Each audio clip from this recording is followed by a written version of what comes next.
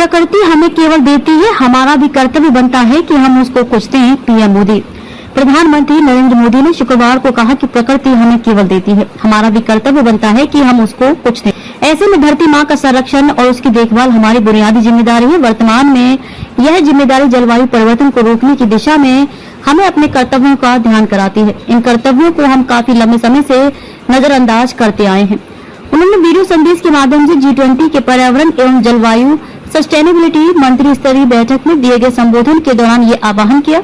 PM Modi ने इतिहास और संस्कृति से समृद्ध शहर चेन्नई में सभी प्रतिनिधियों का स्वागत करते कहा कि मुझे आशा है कि आपको यूनेस्को विश्व धरोहर स्थल मामल्लापुरम को देखने के लिए कुछ समय मिलेगा।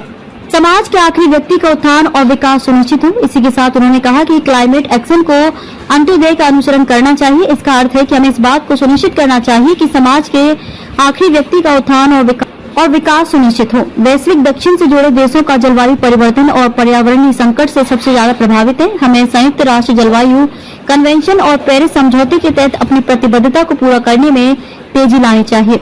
इससे वैश्विक दक्षिण के देश अपनी विकास से जुड़ी आकांक्षाओं को जलवायु के अनुरूप पूरा कर सकते हैं। भारत ने जलवायु प्रतिबद्धता को तेजी से किया पूरा। पीएम मोदी ने कहा कि उन्हें गर्व है कि भारत अपने उदाहरण को सामने रखकर ये बात कह रहा है।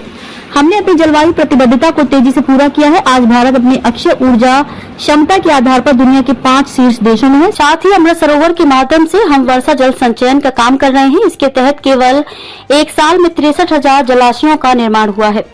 भारत की परंपरागत सीख। उन्होंने कहा कि भारत की परंपरागत सीख यही रही है कि नदियां कभी अपना जल नहीं पीती और वृक्ष कभी अपना फल नहीं खाते। साथ ही बादल जो वर्षा करते हैं वह भी उससे उत्पन्न होने वाले अनाज को नहीं खाते।